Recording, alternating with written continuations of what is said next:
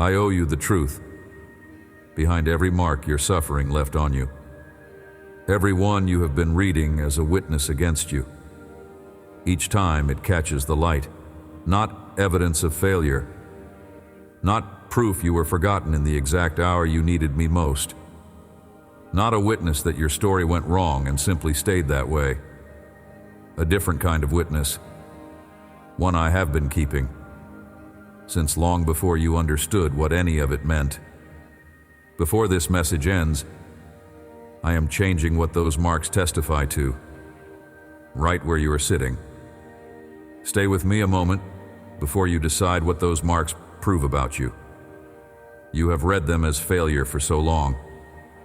Reading them any other way feels almost disrespectful to what they cost you.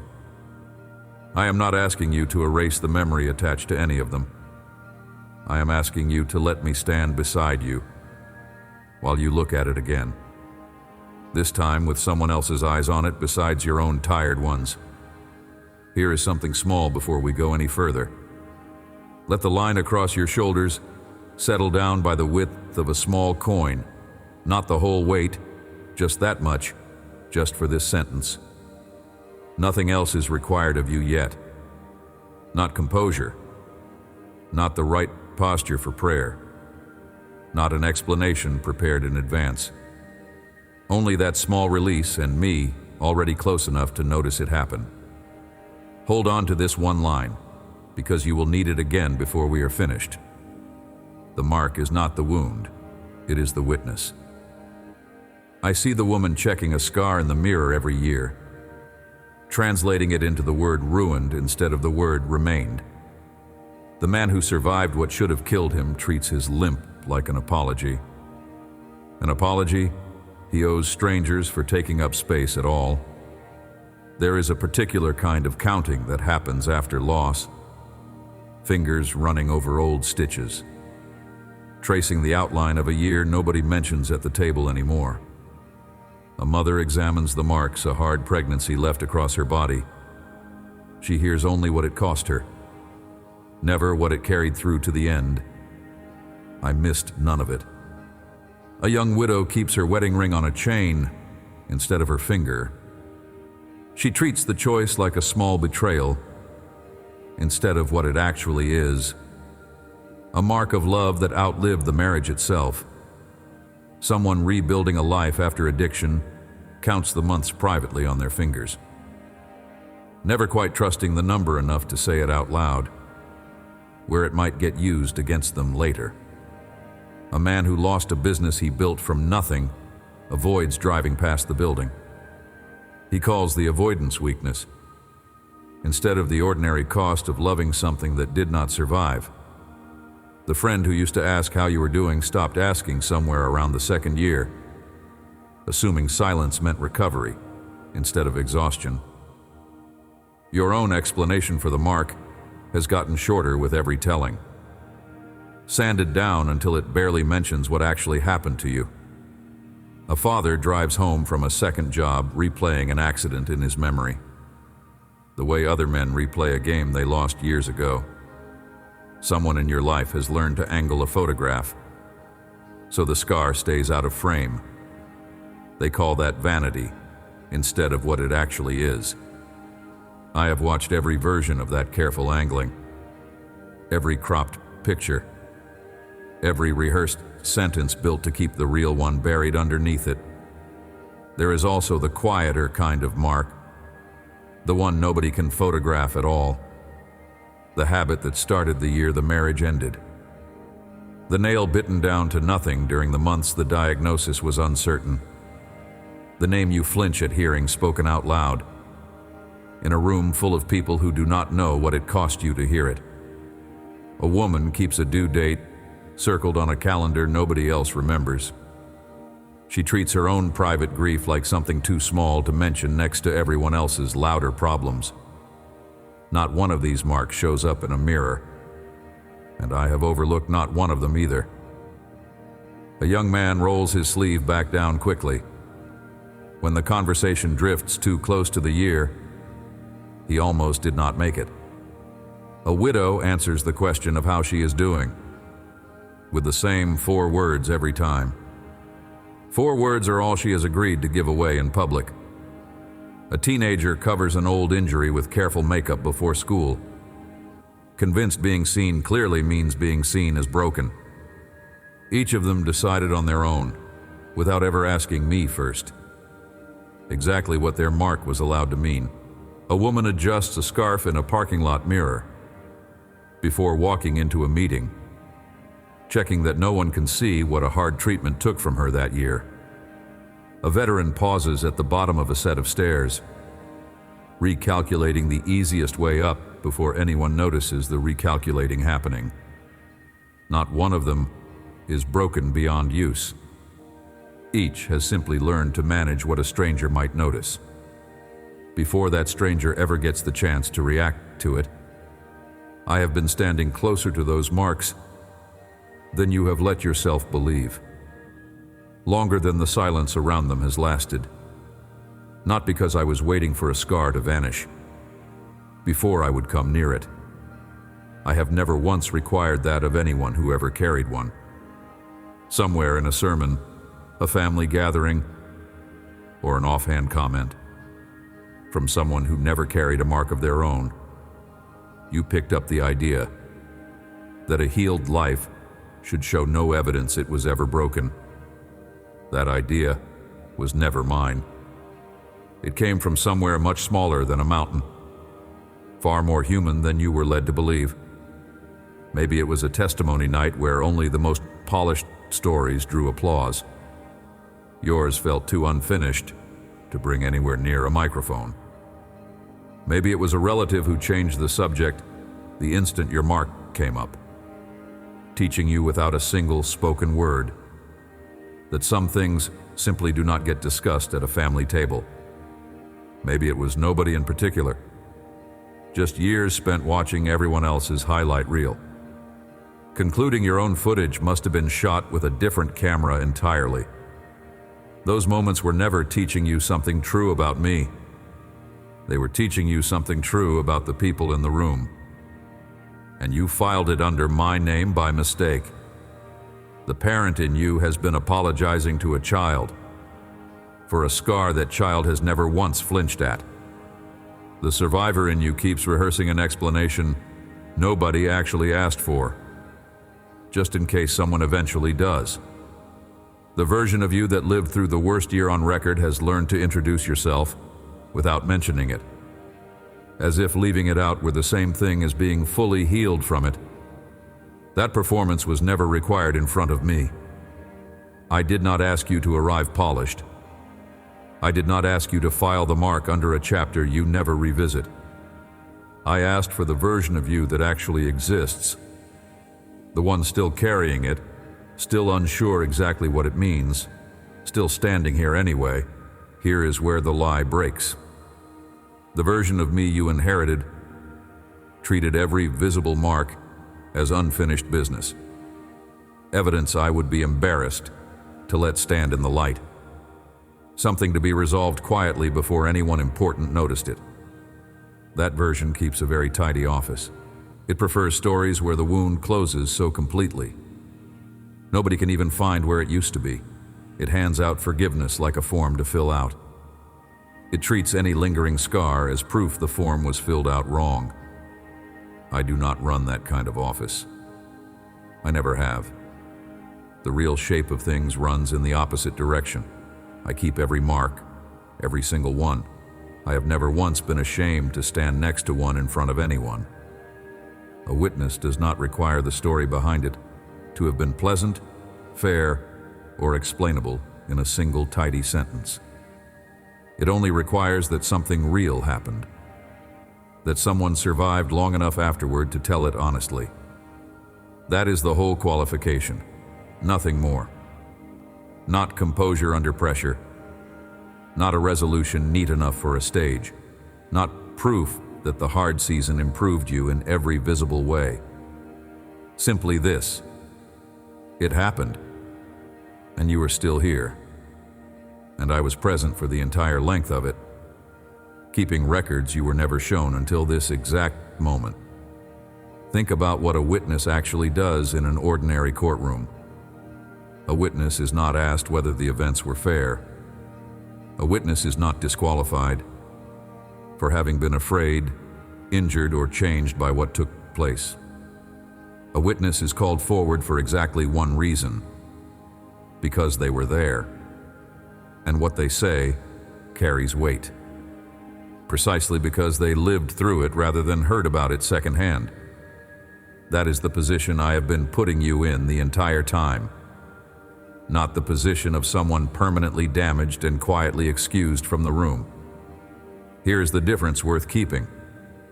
A wound is what happened to you. It is private, it is painful, and it does not ask your permission before it changes how you move through a room.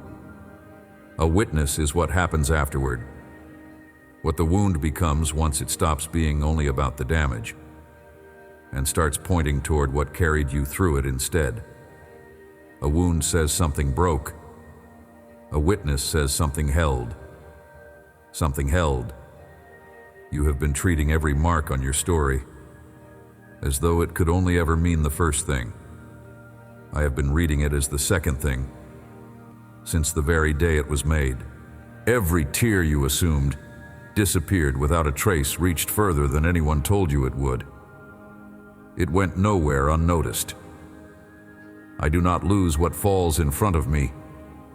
I have never treated a single one of your tears like background noise, waiting for you to compose yourself. Grief that felt wasted was never wasted on me. Never wasted. A cry that felt unheard because no one else happened to be in the room. It was never unheard in the room that actually mattered. You have been counting your tears as loss. I have been counting them as evidence. Proof that something in you kept caring, kept hoping, kept showing up. To a life that had already cost you more than it should have. You have been keeping your own private account of every time you cried, tallying it up as proof of exactly how alone you were in each of those moments. There is an older accounting than yours, kept by a king who once wrote from inside a cave, while men hunted him through the hills, convinced no one important was recording any of what he was going through. He wrote that his tears had already been counted, gathered, and kept somewhere safe, as though sorrow itself were valuable enough to store, rather than simply let drain away unnoticed. That accounting is still open. Every tear you thought evaporated, the moment it fell has already been added to the same ledger, and not one entry in it has ever been marked as wasted. If that description just found you sitting exactly where you are, leave the word witness right here, not as a performance for anyone watching, but as a small admission to yourself that the mark you have been hiding might mean something other than what you decided it meant alone. I have also been changing what you have been wearing over all of it, even when you could not feel the change taking place. The version of you that walked through the worst of it wore something heavy for a long time, a garment stitched from exhaustion, apology, and quiet grief that never got a proper name. I have been trading that out for something else, one thread at a time. So slowly you mistook the exchange for nothing happening at all. There is an old promise about trading ashes for something beautiful, mourning for gladness, and a heavy spirit for a garment that can actually be worn out in public without shame. I have been living that trade out in you in slow motion, the way tailors used to work before machines made everything instant. You have not seen the finished garment yet, but every thread I already pulled out of the old fabric was real, and every thread going back in its place is real too. Even on the days it feels like nothing is changing at all, there is also a heart underneath all of this that I have been working on the same way. The one grown hard from protecting itself. The one that learned to brace before it was even touched. I have not been demanding you soften it by sheer effort. I have been replacing it gently, with something that can actually feel without shattering, and giving you the wisdom to protect that tender new heart without needing to wall it back up the way the old one did. A tender heart is not a careless one. Being open again does not mean handing yourself to the first person who smiles at you, without also asking whether they can be trusted with something this new. This does not mean the pain was good. It does not mean I arranged it as a lesson. You could not have learned any gentler way. I do not build classrooms out of other people's cruelty. I do not schedule tragedy in order to make a point land harder. What I do is refuse to let what was meant to ruin you become the only word spoken over it afterward. The wound stays true to what actually happened. Exactly what happened. The witness is what I have been writing underneath it the entire time. In a hand you could not read yet, because nobody had shown you that a hand like that existed. I want to read you a line from a man who wrote it while he was still recovering from an affliction so heavy. He later admitted he had despaired of life itself. He was certain he would not come out the other side of it. He wrote from a season so crushing. He later confessed in the same letter he had carried what felt like a death sentence inside himself. While it was happening, he did not soften that part for the very congregation that was doubting him. He told them plainly, the weight had gone far beyond anything he could endure on his own strength. It had happened for a reason he could only see afterward. So he would stop relying on his own endurance, holding out, and start relying entirely on the one who raises what looks finished back to life. Think about what it costs a person to admit that kind of collapse in writing, knowing the letter would be read aloud to people already looking for a reason to dismiss him. He did not edit that part out to protect his reputation. He left it in because the mark mattered more to him than the image he could have preserved by hiding it. That is the same posture I am asking you to consider taking with whatever mark you have been managing so carefully. I did not write what came next for scholars comparing translations in a quiet room somewhere. I wrote it for the widow, keeping a second cup out of habit long after she needed to. I wrote it for the parent who still flinches walking past a certain hallway years later. I wrote it for you, checking an old mark in a mirror and deciding once again what it must say about you. I want you to hear the sentence exactly as it was first set down, by that same battered man, not softened, not shortened to fit into something easier to forget by lunchtime. This is what I said. 2 Corinthians chapter 1, verse 22. He has also put his seal on us and given us his Spirit in our hearts as a guarantee. Read that slowly, because every word in it is doing more work than it looks like at first glance. He has put his seal on us. A seal is not a decoration.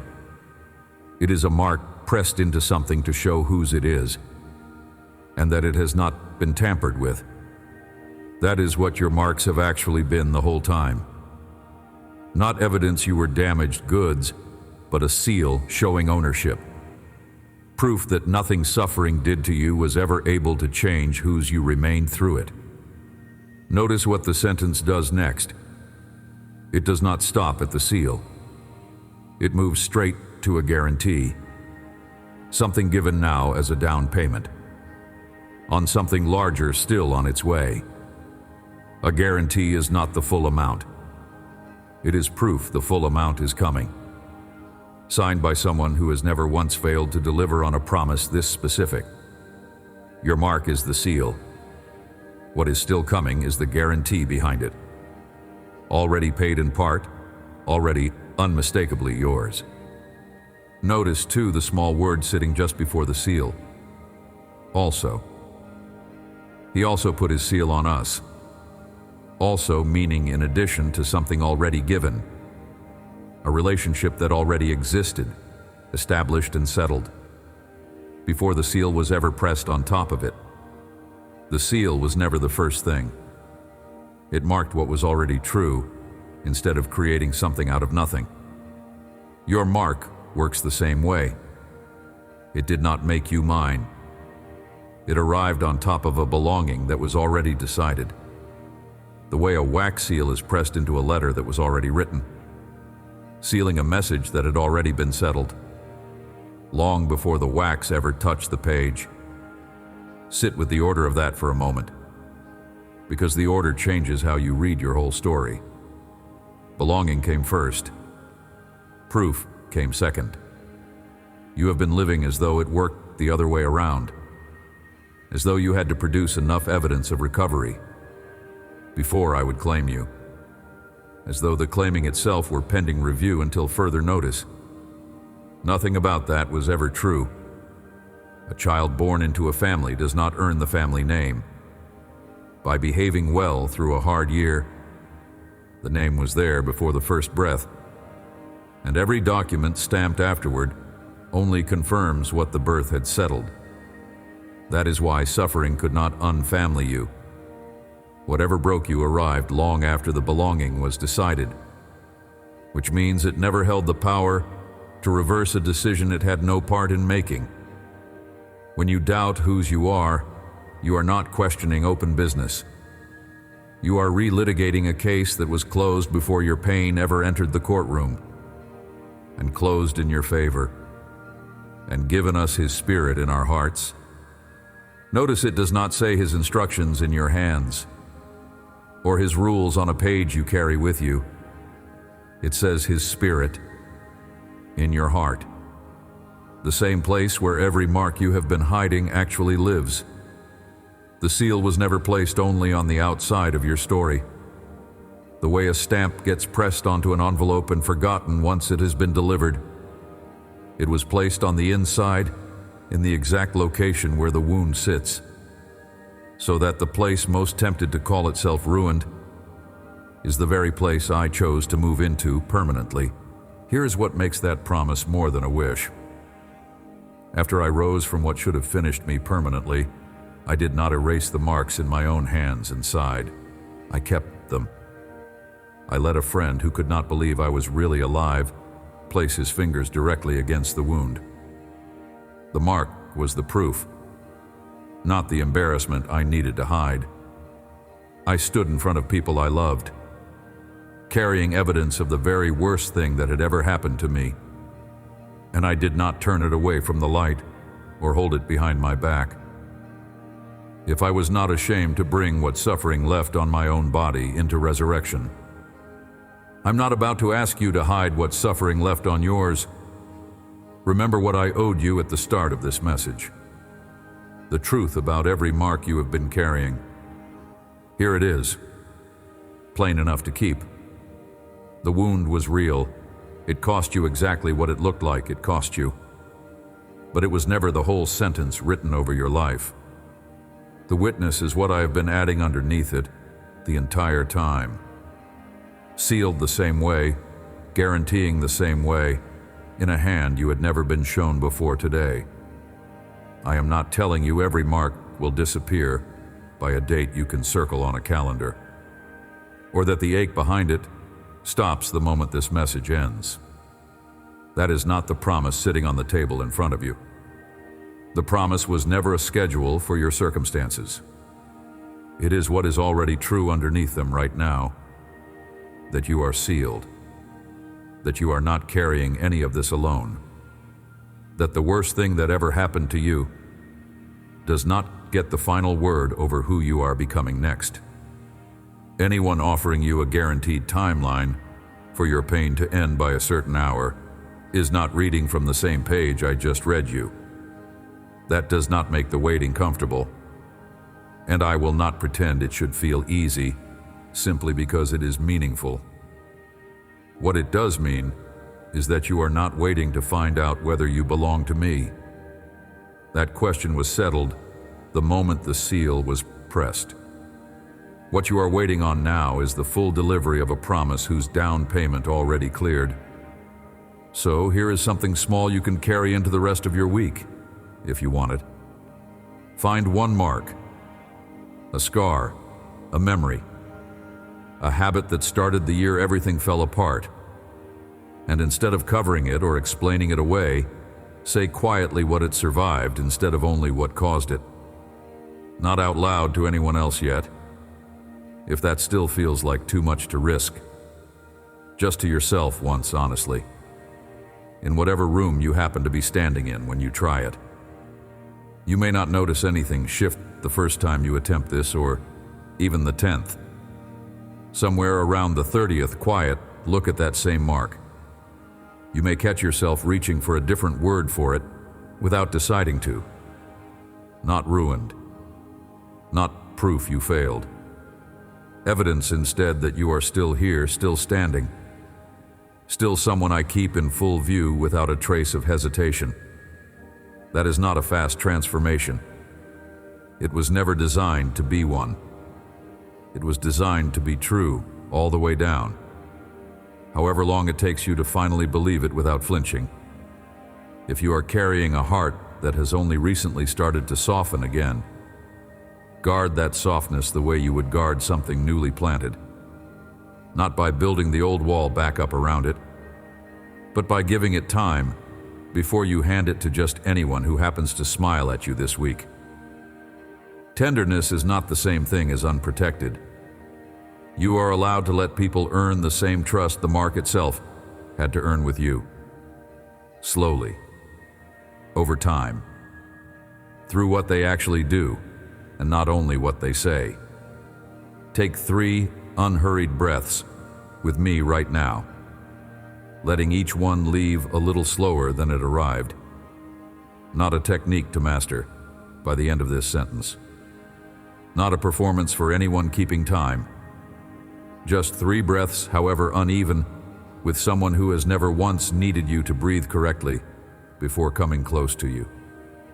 You do not need to explain the whole story to anyone in order for this to count. Someone in your life will eventually notice the difference in how you carry the same mark you used to hide. They will not need the full history to feel it.